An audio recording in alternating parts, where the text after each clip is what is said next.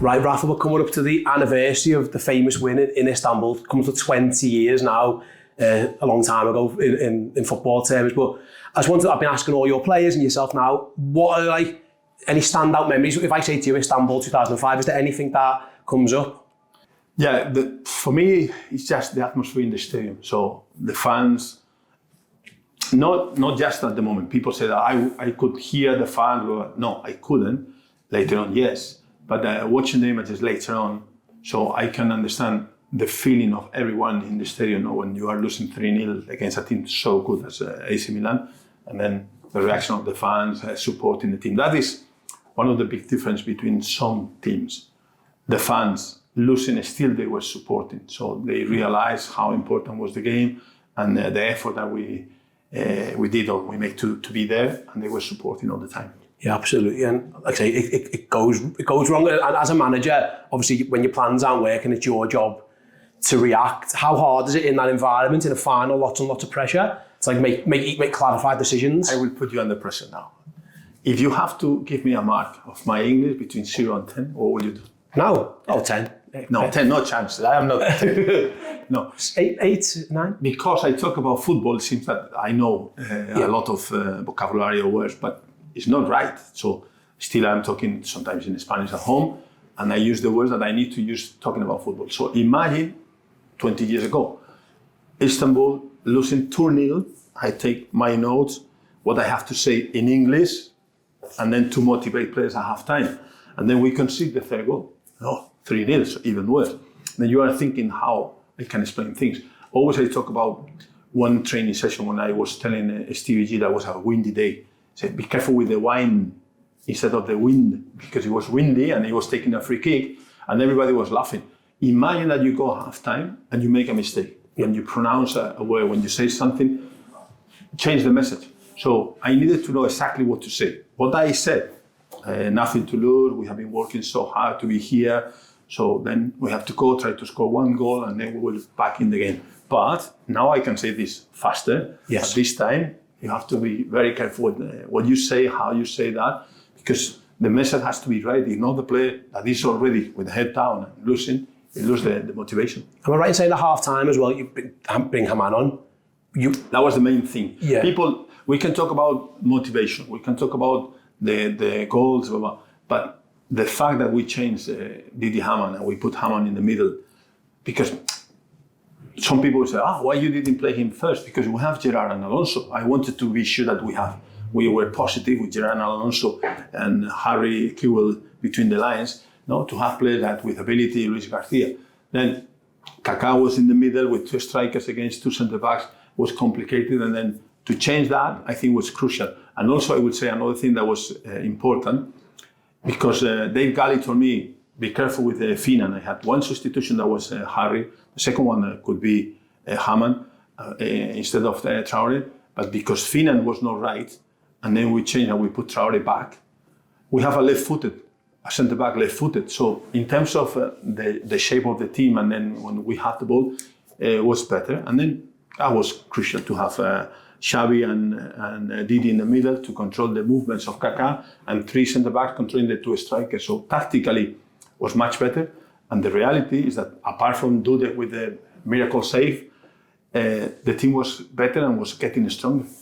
Jamie said when the second goal went in, he knew the third goal was coming. Was you the same? Did you have that feeling as well? I don't remember exactly because normally I am quite focused on what I have to do, trying to improve the team, trying to help the players, because the players, they play and they have the motion and then the intensity, but they don't see the big picture. So my job is to stay calm, analyze, and use my experience to trying to find solutions if you have to find solutions, or keep going, doing the right things. At this time, we were doing well, so it's just to be sure that you continue pushing. No? Yeah, absolutely. And then Stephen, Gerrard, Jerzy Dudek, you mentioned before, they get everyone who thinks back to Istanbul, they get all the credit, and yourself as well. But was there any members of your team who you think don't maybe unsung heroes, or maybe haven't got?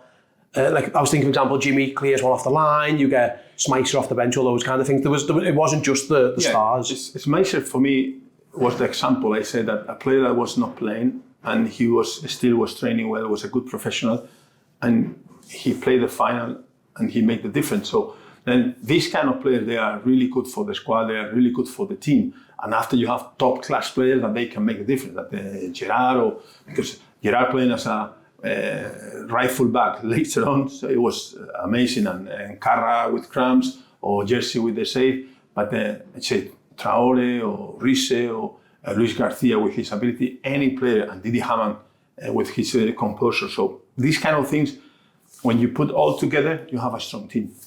Final one. On the penalty shootout, you had to pick the 5. And then was Xabi had missed obviously in the game. Was that in your mind as well when you were picking your penalty takers? It was when England was taking the penalties and people were talking about the decision. The way that I decide about penalties is, the first thing is, I have a software that I update every year from the last 30 years. I'm not exaggerating, 30, 35 years. This software, I was controlling the penalties from any game that I was watching, and we have a database of penalties. Chotorena, the goalkeeping coach, he had the database, and we have 1, 2, 3, 4, 5, 6. So then we know the numbers of the goal, and then we knew exactly of 5 of the penalty takers, 4 of them, we knew them. So we knew where they were taking penalties. I don't know if you have played football and you take penalties, but when you are in the final and you have to take a penalty, you go to the right place that you are confident. So we knew 4 of the 5. That was a great advantage. Then telling Jerzy, no, the grovelar movement that Carraghers is saying, he knew the numbers. Okay, he goes 1, he goes 3, he goes whatever. And then we have that.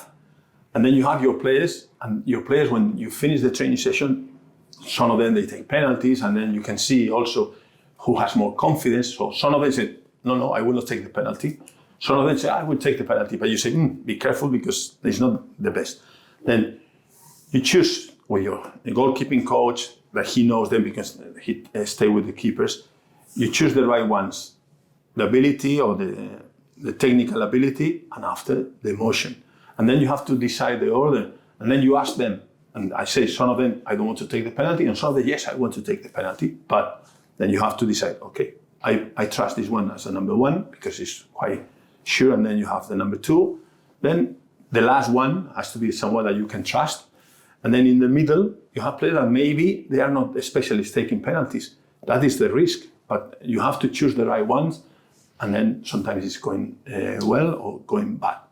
We won the FA Cup the year after, and also on penalties. And people think that this, you are good luck. No, it's good work, because we have the database with all the penalty takers, and then our keeper, he knows.